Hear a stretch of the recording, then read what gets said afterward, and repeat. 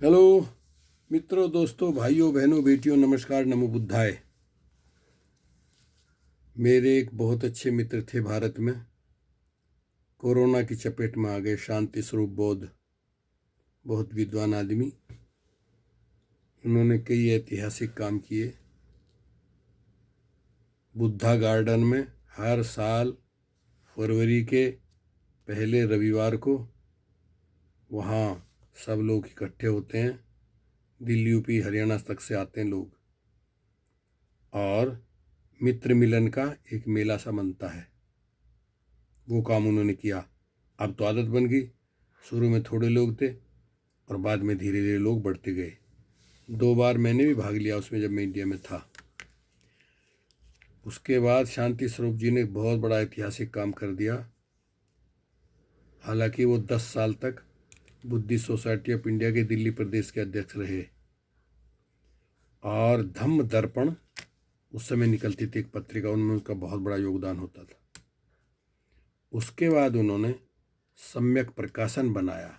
देखिए, आज हजारों किताबें सम्यक प्रकाशन के द्वारा प्रकाशित हो चुकी हैं, और हो रही हैं और होती रहेंगी।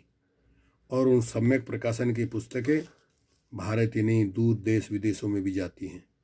उनको लोग पढ़ते हैं और नई नई बातों की ऐतिहासिक जानकारी होती है। तो देखिए, उन्हीं का एक आर्टिकल मुझे मिला, ये उनकी गालियों में झलकता है हमारा इतिहास। क्या कह रहे हैं बोधाचार्य जी? परम पूज्य बोधिसत्व बाबा साहब डॉक्टर अम्बेडकर ऐसे महापुरुष हुए हैं जिन्होंने दलित शोषित समाज के इतिहास को प्रथम बार खोजने और प्रकाशित करने का युगांतरी कार्य कर दिखाया। उन्होंने न केवल इतिहास ही उजागर करने का कार्य किया, बल्कि यह कहकर कि जो कौम अपना अतीत का इतिहास नहीं जानती, वह कभी अपने भावी इतिहास का निर्माण भी नहीं कर सकती। अपने इतिहास को खोजने की दृष्टि भी प्रदान की। आज हम अपने महान पुरखों के गौरवशाली इतिहास की खोज में संलग्न हैं। इतिहास उजागर करने के भी कई माध्यम हो सकते हैं। हमारे लिए जिन जाति सूचक एवं घृणास्पद शब्दों का गाली के रूप में प्रयोग किया जाता है, उनमें हमारा इतिहास छिपा हुआ है। ध्यान से देखने पर हमें इनकी गालियों में हमारे गौरवशाली इतिहास की भीनी भीनी सुगंध आती दिखाई पड़ती है। आज का दलित समाज अपनी जाति के जिन प्राचीन नामों का त्याग करने पर तुला हुआ है, इससे हमारे दलित समाज को लाभ कम, हानि अधिक हो रही है। यदि आपको उनका महत्व ज्ञात हो जाए तो आप जाति के इन प्राचीन नामों पर गर्व करने लगेंगे। मसलन, इस देश में एक महत्वपूर्ण जाति को भंगी, चूहुड़ा अथवा मेहतर कहकर पुकारा जाता है। क्या है ये भंगी शब्द? जिस जाति का इतिहास, साहित्य, गौरव, शासन, अस्मिता, शिक्षा, मान, सम्मान और संगठन भंग कर दिया गया हो, उसे ही भंगी कहकर पुकारा गया। इनका मनोबल धूल में मिलाने के लिए ही इस शब्द का प्रयोग गाली की तरह किया जाने लगा। देखिए क्या कहा गया है? जिस जाति का इतिहास, साहित्य, गौरव, शासन, अस्मिता, शिक्षा, मान, सम्मान और संगठन भंग कर दिया गया, उसे ही भंगी कहकर पुकारा गया। इनका मनोबल धूल में मिलाने के लिए ही इस शब्द का प्रयोग गाली की तरह किया जाने लगा। एक अन्य शब्द चूहुड़ा, चूड़ा को लीजिए। क्या कहा? क्या है यह चूहुड़ा शब्द? जिस जाति के इतिहास, गौरव, संगठन, शासन, अस्मिता, मान, सम्मान का चूरा कर दिया हो, उसी को चूरा अर्थात चूहुड़ा कहकर उल्हाना देते हुए गाली की तरह पुकारा गया। इसी प्रकार इस जाति के प्रचलित नाम मेहतर शब्द से भी इस जाति का ऐतिहासिक गौरव सिद्ध होता है। बौद्ध काल में महाथेरा वरिष्ठ भिक्षु अर्थात 20 वर्ष से अधिक पुराना भिक्षु वर्ग अति सम्मानित वर्ग था। हमारे अंतिम सम्राट बृहदत्त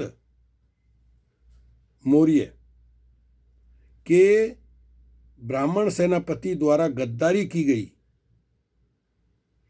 उसने धोखे से बृहदत्त मौर्य की पीठ में छुरा घोंपकर उनका कत्ल कर दिया।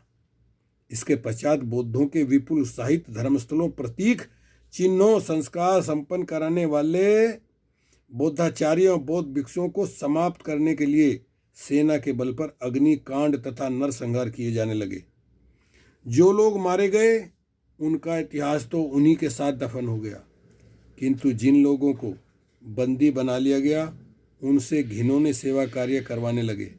उन्हें अछूत घोषित कर दिया गया। उनके वास्तविक नामों को विकृत करके घृणित नामों के साथ पुकारा जाने लगा।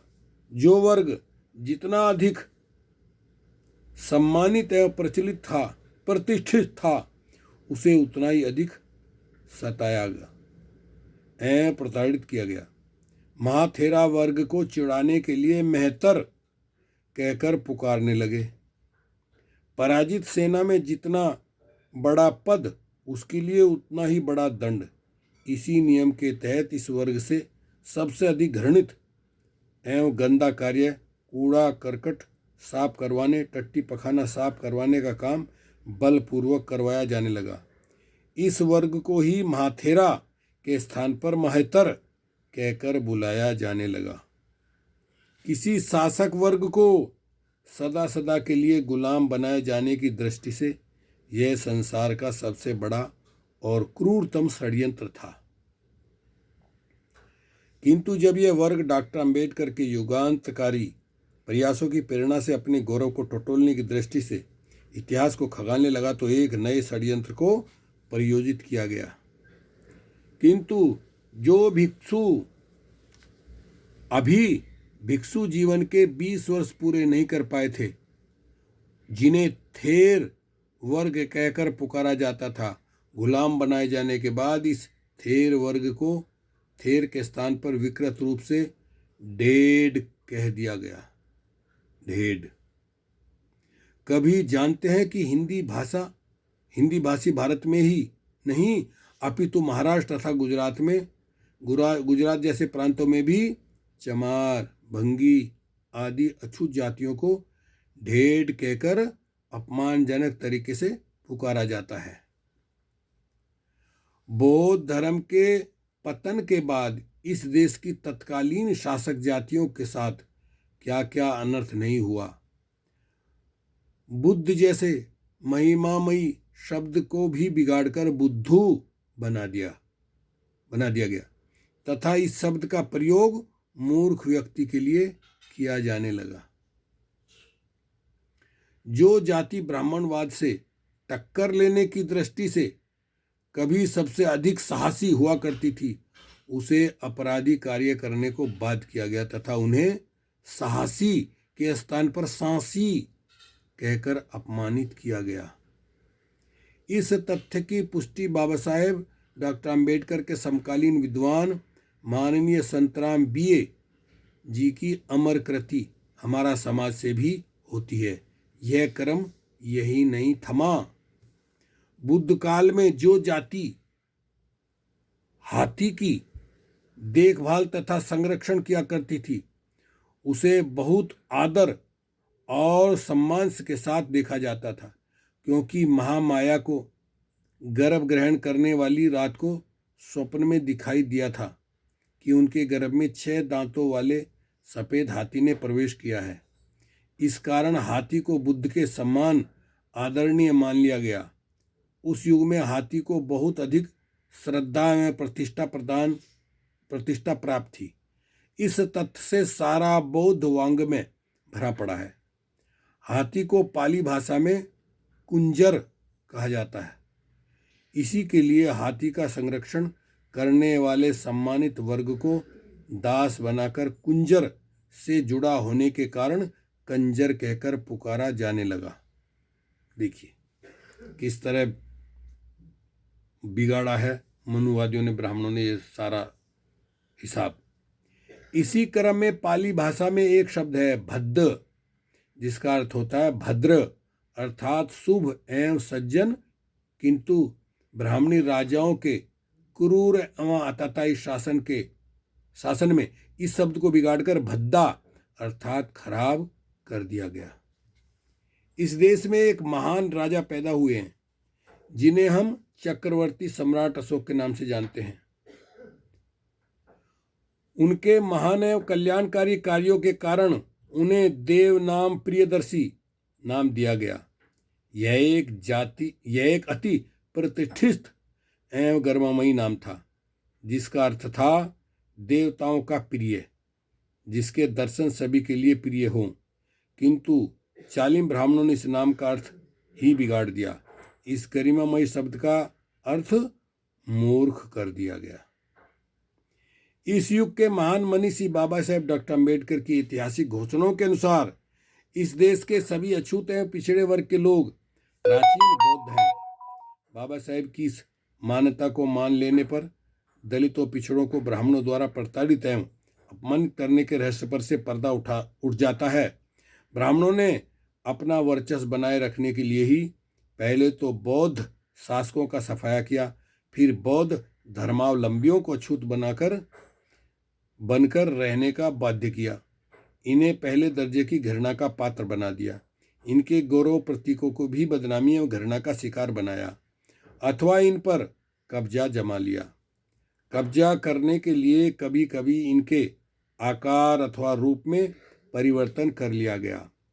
ब्राह्मणों के तालिबानी फरमानों के कारण अछूत जातियों के सन्मुख अपना अस्तित्व बनाए रखने की समस्या उत्पन्न हो गई। वे हर प्रकार से ब्राह्मणी आदर्शों का पालन करने को अभिशप्त थे। कालांतर में जब बाबा साहब ने इन्हें गुलामी की बेड़ियों से मुक्त कर दिया और ये जातियां शिक्षा प्राप्त कर सरकारी नौकरियों में आने लगी, तो ब्राह्मणों द्वारा इनकी जातियों को गालियों की तरह पुकारने का षड्यंत्र यहाँ भी इनका पीछा करता रहा।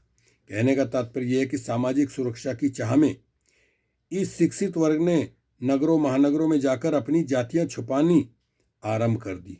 अछूतों पिछड़ों की इस कमजोरी का ब्राह्मण व्यवस्था को बहुत लाभ मिला।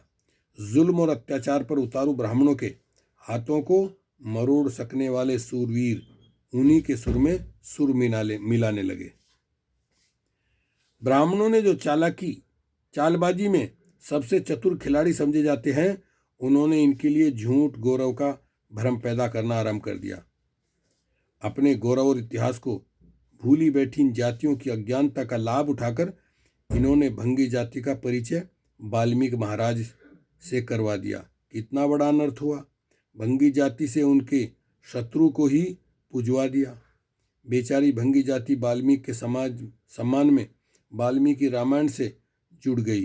फिर राम भक्ति से होते हुए राम मंदिर निर्माण के साथ साथ ब्राह्मणों के सारे आंदोलन के ध्वजवाहक बनकर रह गए। बेचारे चमारों को रविदास के माध्यम से रामकृष्ण से जोड़ दिया।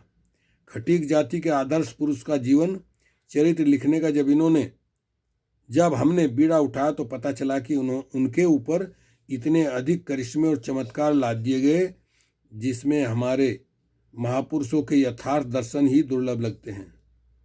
आज हमें ब्राह्मणी चालों से बचकर अपने पूर्वजों की ओर अपने आंदोलन का रुख मोड़ना होगा। हमें बुद्ध, फूले, अंबेडकर, रैदास, कबीर, गाडगे, नारायण गुरु, बिरसा मुंडा, गुरु घासीदास, पेरियर, शिवाजी, साहूजी महाराज, स्वामी अच्युतानंद, बाबू मंगूराम की और अपना रुख करना होगा। इसी से हमारा कल्याण संभव है। अपने दलित शोषित समाज से आज मुझे इतना ही कहना है। जागते रहो, जगाते रहो। सम्यक प्रकाशन।